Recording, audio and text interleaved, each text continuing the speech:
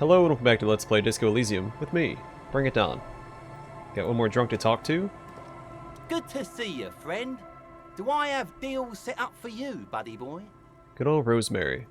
He spreads his arms as if wanting to embrace you.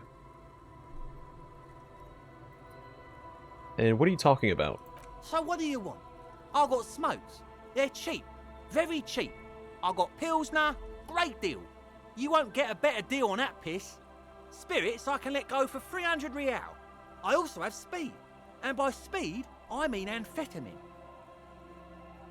Blue medicinal spirit. He tilts his head.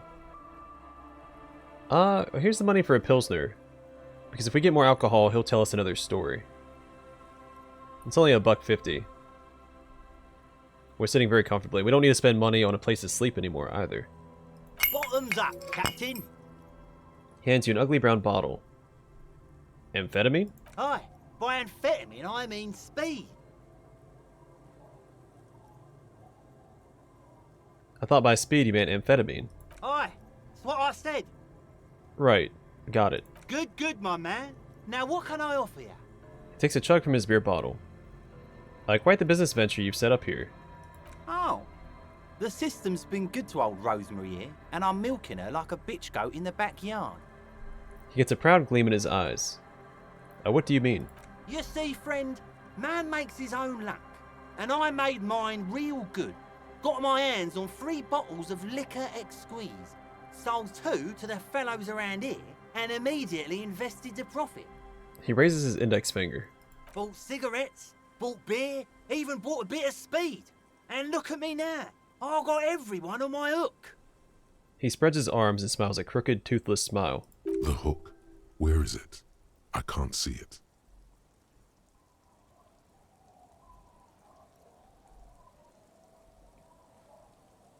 It looks like you're on your own. Looks like you're on your own hook too. Of course. It is what it is, you know. What it's always been. People, buddy boy. It's the people. The drunk raises his Pilsner and nods. Why does the bottle of spirits cost 300 real? See, friend, it's real valuable. Worth every real, if you catch my drift. Got it from a bit of a business venture. He brings out a 1-liter bottle with a bluish liquid. The mouth is corked shut. A nod. Let him speak. You know, it's funny, actually. He bursts out laughing, then takes 3 gulps of his Pilsner and stares at you intently. What is? What? What do you mean, what? Did you think it was funny earlier? This guy. He says and shakes his index finger at you. Where did you get the bottle of spirits from? Oh, this is medicinal spirits. The good stuff. Got it from the doctor's office. I got one of those scientific ampoules a few months ago. Torpedo, they call it. It's supposed to keep a man from taking a drink. He spits a nasty yellow clot on the ground before you. Didn't stop me for shit, that's for sure. 5 lemons with half a pack of butter and you're good to go. His voice rings with pride. 5 lemons and half a pack of butter. Yeah, that's a good tip. I should remember it. It really isn't. In a week, the goddamn kidneys started giving me all kinds of help. Finally, the missus took me to a private doctor's office. Not a charity, the real thing. He croaks. Those arseholes charged me 4 real to remove the damn thing. But I came out on top after all. He gets visibly angry. Have they no shame taking money for a service they provide? But the idiots left me alone in there. Now, I used to teach high school biology. I know what doctors use to preserve dead thingies. He gets an excited gleam in his eyes. Like 3 cans of this blue medicinal stuff from the back room. Threw the snakes out and voila. What's left is this beautiful blue stuff. 98.7% almost pure alcohol. He shakes the bottle. 2 I already sold to these fine gentlemen here. But this last one is yours for 3 real, if you want it. He nods at his companions. I thought it was 300 real. Yeah, you thought right. Don't even try to sneak anything past old Rosemary here. I got all senses locked on you, buddy boy. So what will it be? The man leans forward. You said it's 3 real just now, but at first you asked 300. Aye, that's what I said just now. 300 real. Don't you try to trick me, buddy boy. Now you want it or not? He points his finger in your general direction. Of course I do. 300 real and it's yours, as promised. Best shit around. He shakes the bottle. I thought about it, and you know what? I can pay 3 real for the spirits. Finally came to your senses, buddy boy. Ain't nobody else gonna give you a price like that. Had to let life squeeze you to get that, huh? The man starts laughing to himself. Cool. So can I get it for that? Sure, friend. A bottle of high-quality spirits coming right up. That'll be 3 real, and you're practically robbing me at this price. Alright, here's the money for the spirits. Just make sure to enjoy that one, friend. He hands you the bottle. If you drink this, then you'll die. That's a fact. And that's why we're going to save you from yourself and store this as a sellable item. Go sell it at the pawn shop for a profit. Alright, I'm off. In the civilized world, it's a custom to tip the shopkeep, friend. But come back anyway. He waves you off. Alright, so we got a blue medicinal spirit. The liquid has an unearthly blue tint. The kind that might or might not, but definitely does glow in the dark. This is 98.7% pure alcohol. Keep it away from an open flame. I do want to look at this again, because we got the You take signatures. the legal documents out. No, nothing new. Okay. Well, let's get a new story out of Idiot Doomspire here. Tequila Sunset. He nods in appreciation. I got you some more booze. Can you tell me the next story now? Of course. Drink first, story later. He holds out his palm. Here, I've got a potent Pilsner. Not much, but it will do. He grabs the bottle from your hand and uncorks it immediately. The tale I'm about to tell you is an urban legend particular to Martinaise. That said, I first heard it from a former bicycle courier in Koran. He lifts the bottle to his lips and takes a long, luxuriant sip. There are many variations on the basic story, and the details often conflict. What everyone agrees on is that nobody knows the exact nature or identity of the phenomenon. Are you telling the story of the headless... Shut the fuck up, Rosemary. Summer of 44. 17-year-old Gertrude Het is walking home from a late shift at the harbor. It's almost midnight. She stops for a cigarette near the canal. He clears his throat. Our heroine finds herself enjoying the peace and quiet the canal provides. He looks up to the skies, as if searching for peace himself. What she doesn't know is that her peace is about to be shattered. From behind her comes the clattering of hooves. Startled, she turns around, and what does she see? I don't know. What? A headless man, wearing a fawn tracksuit, riding a horse. That's right, it's the headless fawn rider. Rumored to be searching for his legendary fawn cap that went missing when he lost his head. Uh-oh. I gave away the fallen cap. I hope I don't end up regretting that. Wait, I thought the Headless Fawn Rider rode a bull. Show him the figurine. Well, there are many versions of this story, the most peculiar of which has the headless fawn rider riding on the back of another headless man. Well, that's super spooky. Yes. According to legend, young Gertrude Het had to endure years of psychotherapy before she was able to look at a horse or tracksuit again. And she's one of the lucky ones. He takes a sip from his bottle. Gertrude Het may have been the first to witness the headless fawn rider, but she wasn't the last. Oh no. Tell him about the 2 feminists by the locks. Fuck, Rosemary, they were dating. No one said they were feminists. Everyone always misremembering this stuff. Right. Early autumn of 46. Ula de Pont and Eva Delgado are fishing near the waterlock long after the sun has set. The wind picks up. A sky already dark now blackens. Water starts falling from above. the first cold rain of the season. The women are caught in the downpour. They act quickly. Eva gathers the rods whilst Ulla turns around to reach for the tackle box. Don't turn around. Don't turn around. When she sees something, her shriek is so violent that the residents of the nearby apartment building believe lightning has struck. But there is no lightning.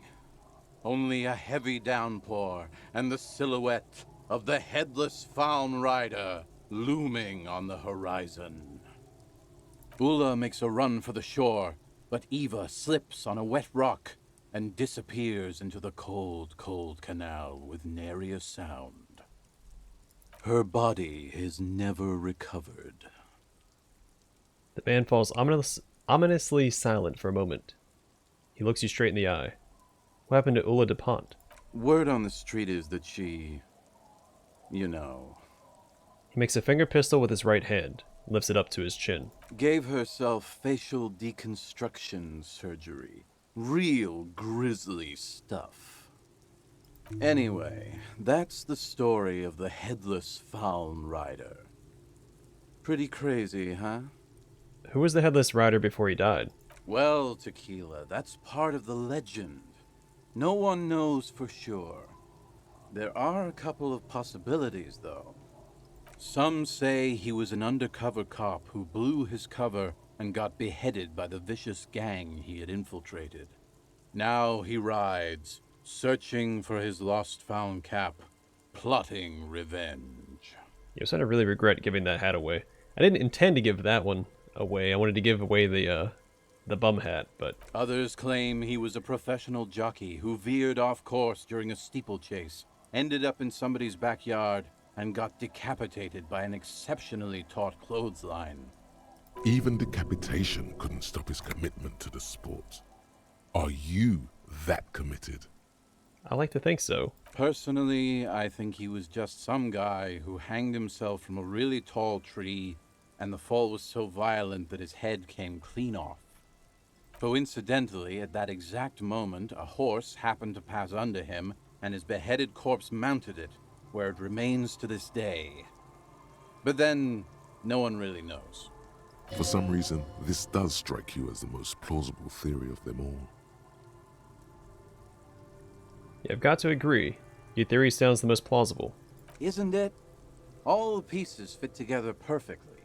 That's how I know it's right. Anyway, to each his own. You want to hear any other stories? I've already seen some weird stuff on this case. A headless jockey in a tracksuit fits right in. That's the reality situation for you. You think you got a handle on it, then blam! It throws some wild shit at you. That's why it's critical to stay well hydrated. He takes a long swig, then smiles. Well, that's nothing. I've got an even crazier story. Yeah? Why don't you go eat shit, Tequila? There's no way you know a better one than that. Yeah, actually, you're right. Nothing comes to mind. Damn right it doesn't. So why don't you just shut up and leave it to the master? Jeez, okay. Okay. Whatever became of the headless faun rider? No one knows. Some say he stalks Martinez to this day, and can be seen near the canal when the clock strikes midnight. Ooh. He makes a spooky gesture with his free hand. Aye, I saw him one night when I was right shit-faced.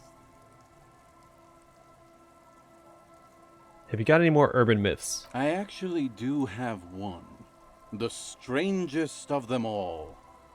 But I'll need to fortify myself before I can tell that one. Do you have anything to fortify old Doom Spiral? Tell me you got some story juice. I don't have any on me right now. If you find any, I'd be extremely grateful. Alright, well, we can get some more alcohol for him so we can hear that last story. Yeah, I'm wondering if we can run across the headless faun rider ourselves, which is gonna suck because I don't have the cap that he's looking for. Alright, well, let's go send off this mail. Then what we'll do is we'll call it a night and sleep till morning and meet up with Kim again.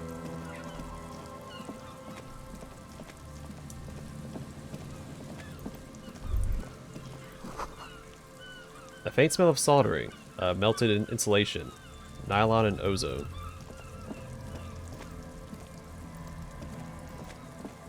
Why do I smell that this time around?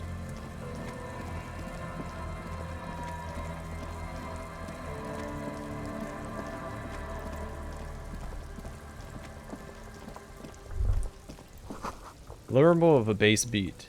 Your heart repeats it. Bass beat? What's all this new stuff? Maybe because it's 2 a.m. I have that increased perception now. We'll see. The dented yellow mailbox greets you with its graffito and bullet holes in the front. I knew I'd get to use this mailbox for something. Other than developing a personal relationship? Looks like you were right. Alright, drop the white envelope into the mailbox. You drop the white envelope in the darkness. It lands with a soft thud on what sounds like a couple of letters. Probably did the right thing. You can't trust that slug, Everard. You know he's going to play you somehow. Alright, so I would like to sleep in my new accommodations, but I already paid for the night here, so I will sleep here tonight. It'll also make it easier to find Kim. I can always tell him where I'm going to be sleeping from here on out as well. Hi again, Gendarme. Bye-bye, Gendarme.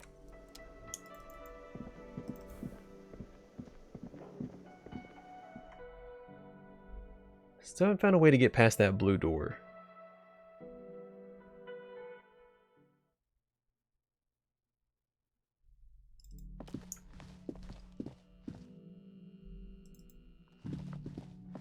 The door is closed.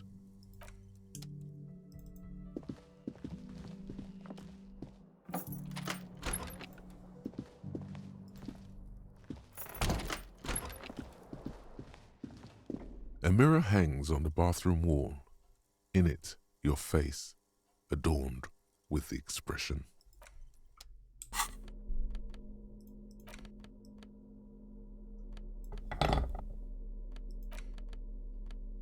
Alright, can I increase my interfacing? I don't think that I can. I'm pretty sure the only thing that affects it are these gloves here.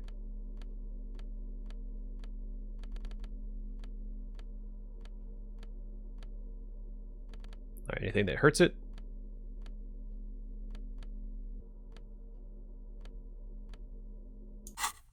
Nope, well, let's give it a shot. A mirror hangs on the bathroom wall. In it, your face, adorned with the expression. Well, let's not squander it right now. So we just unlocked it again. I don't need to waste my chance. The bed is still cold from the broken window, and not too inviting, but it's yours.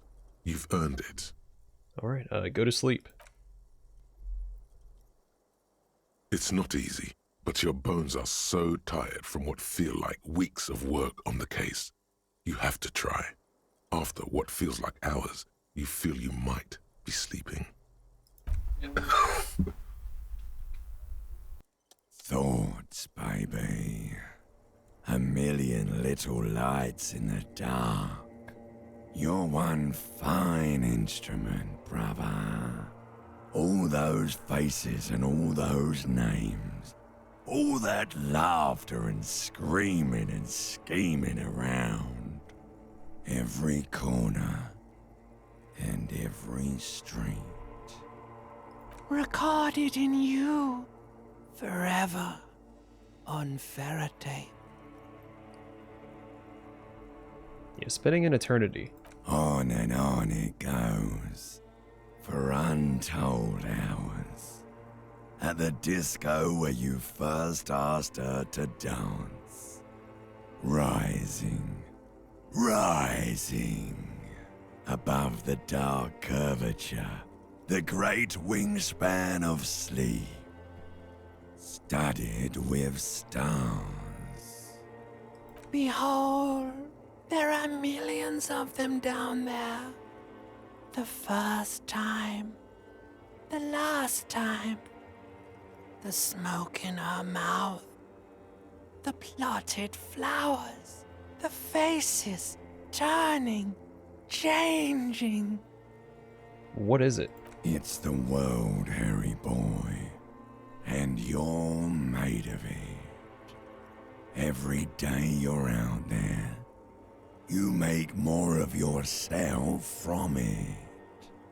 I'm afraid you can't be unmade now. You can never forget this shit. The rain, the snow. I don't want to. It's beautiful. Beautiful. It's stuck on loop, whirling, spitting out words and images. You're the son of the world again. Harrister, a ceaseless agent. Picking up litter and old newspapers, collecting your little bubblegum wrappers and idiotic picture postcards. Meaningless, meaningless keepsakes. Reading your awful letters and recalling things, aren't you?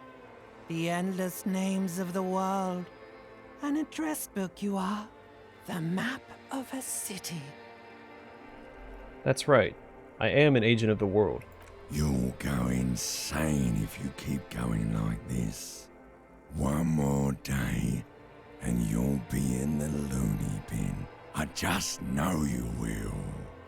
And for what, brother man? For the greater good. Solving your little crossword puzzles. Doing your tasks. Crossing names off lists. Trying to become some sort of world detector. It won't make it okay. It won't put smoke back in her mouth. We're making progress. Measured, steady progress. There he goes again. He's a real political animal, our Harry. He doesn't see that it's the world that's changing him. He's got no idea what he's in for. Why? 'Cause only love can break your heart. Feel the pillow under your cheek. Beep, beep, beep. The alarm is ringing, Harry. The disco circus goes on and on. You barely slept 3 hours last night. You can do it. It's nothing. Do it for the city. Go. Do it for the picture puzzle. Put it all together. Solve the world. One conversation at a time. Open your eyes.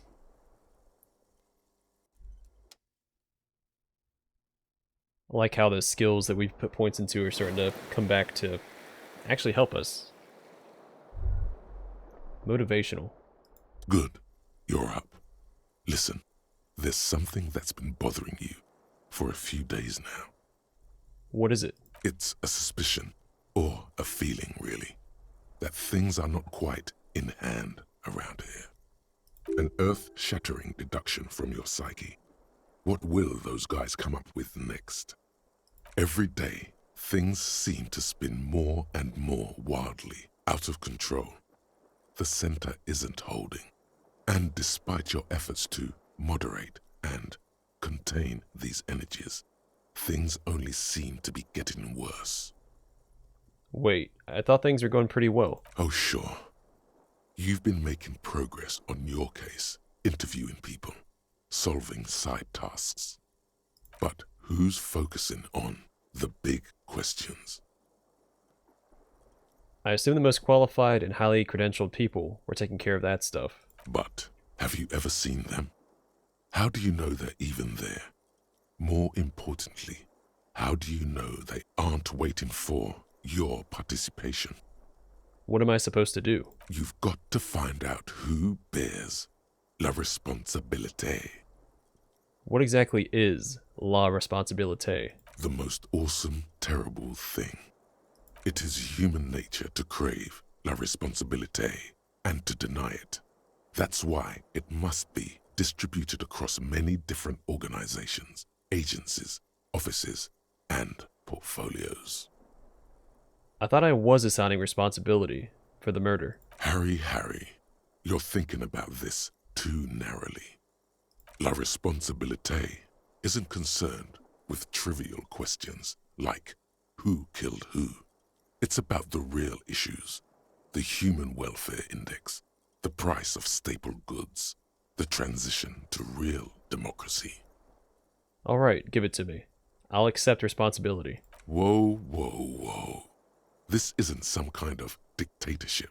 You can simply seize la responsabilité for yourself. It must be given by legitimate authority, like a committee.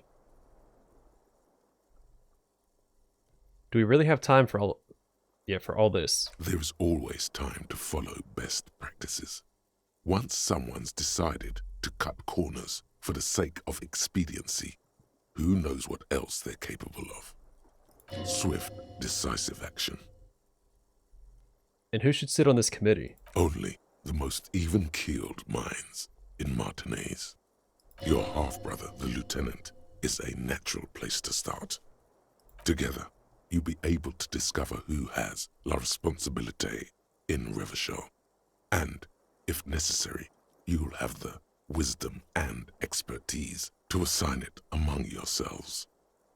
And what happens once we've assigned responsibility? Most likely, your findings will be collected in a report, which will be carefully reviewed by your superiors. Once they've reviewed it, those same superiors will produce a set of recommendations to be taken up at the next meeting of the Standing Committee. Rest assured, no matter what happens, it will be done through the proper channels. Alright, I'm prepared to take on this awesome burden. Good luck. Your report is eagerly anticipated. Alright, well, we've got something to do.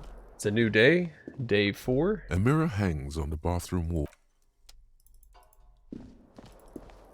Got a few things to do, like get some more alcohol for the idiot doom spiral, and The door is closed. talk to Kim about the bullet that we inspected when he wasn't around. And our badge. A couple of things to talk to him about.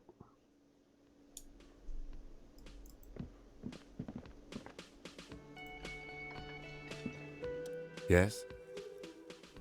Kim, we need to talk about responsibility. I'm glad to hear it, Detective. I was wondering when we'd get to this very subject. What do you mean? If you ask me, it's high time for you to set aside these frivolous side tasks and focus 100% of your energies on the case before us. Then he's not gonna like this. No. I meant like la responsabilité. You know, the kind that gets assigned. Why are you pronouncing it like that gentleman from the Institute of Price Stabilité? You know what? Forget it. What specifically are you trying to assign responsibility for? Yeah, point to the ground. For the murder. But isn't that our job? No, it's way more nuanced than that. There's like this whole historical or socioeconomic dimension to it. Now I understand. Lieutenant nods his head gravely. Next, I suppose you're going to tell me you need to form a committee to assign this responsibility. How did you know? Simple. Because moral intern types love to form committees. In any event, I am just a humble law official. I may work under the moral intern's umbrella, but I'm certainly not qualified to serve on any committee. Exactly what someone who is qualified to serve on a committee would say. You know who might be, though?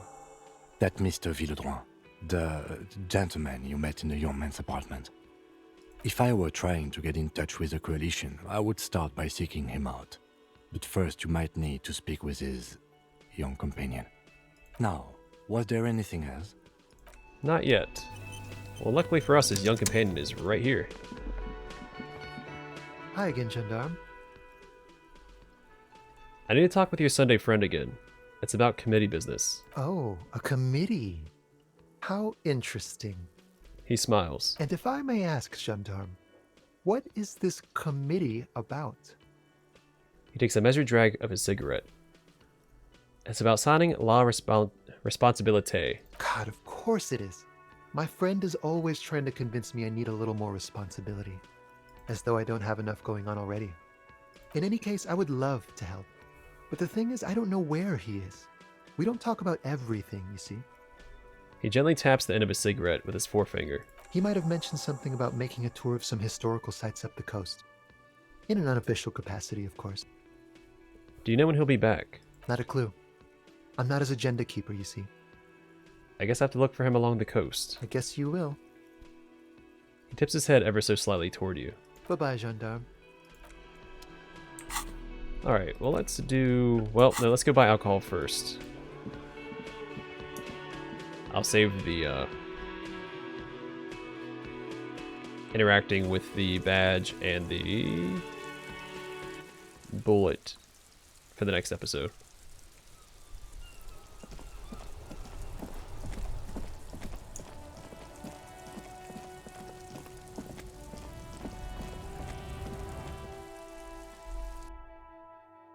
Heck, I might even have some tear I can turn in.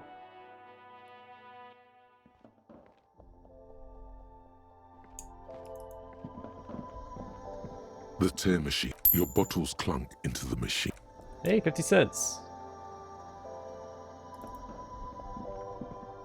A colourful display of cigarettes and alcohol. Again, I'm obliged to inform you that both alcohol and cigarettes damage your health. Alright, well, give me a potent Pilsner beer. Here you go, mister. Then we got some money to spare. Let's look at this raincoat again. You see several packaged raincoats fill a low shelf beneath a display of croissants and juice bottles. The raincoats are transparent, except for the big Fritta slogan on the back. I don't think I need the +1 to endurance. So I'm not going to take it.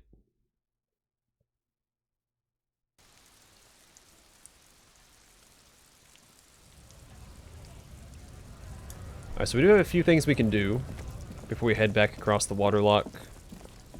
And I would like to start with the story from the Idiot Doom Spiral, just so I don't forget. So let's go stand beside him. We still have to talk to Joyce and Titus Hardy about the case, now that Kim's back with us. We have the church we can inspect. I thought there was something else. Oh, the cryptozoologist. Well, I guess just the cryptozoologist. We have to find him for his wife. There's also going to be the kids and stuff that are out and about in town now that it's daytime. So we've got a few things to do.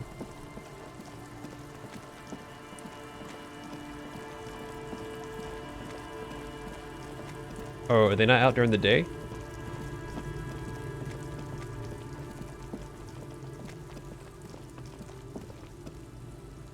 Interesting. Okay. Well, in that case, we will go back across the waterlock and we will speak to Joyce at the beginning of the next episode and then go talk to Titus. Also need to turn our quest for Everard because we did drop off the envelope for him. So we do have a few things to do on this side of the waterlock that are relevant to the case.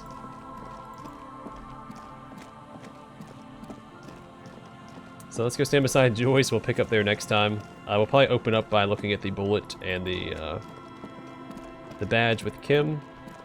Speak to Joyce. Speak to Titus. Go back to Everard. Yeah, that'll be the order of the things that we... Oh. Wait for our motor carriage. I also need to call in and check in with about the armor. The message has been carved into the wall.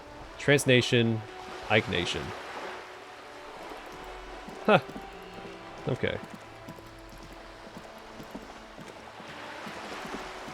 Looks like we also have people to deal with next to the motor carriage, so we got quite the agenda for tomorrow. Or for the next one. An old poster hidden below new ones. Honor Van Eyck, 49. The Elysium. Sounds like an obscure live performance in a dirty underground bunker. Oh, there's that bunker over there that we can't open up yet without more interfacing. I wonder if that has something to do with that poster. Alright, either way, I'm going to call it here. Next one, we will continue the investigation with Kim, now that he's back with us. Either way, thanks for watching. I hope to see you guys in the next one.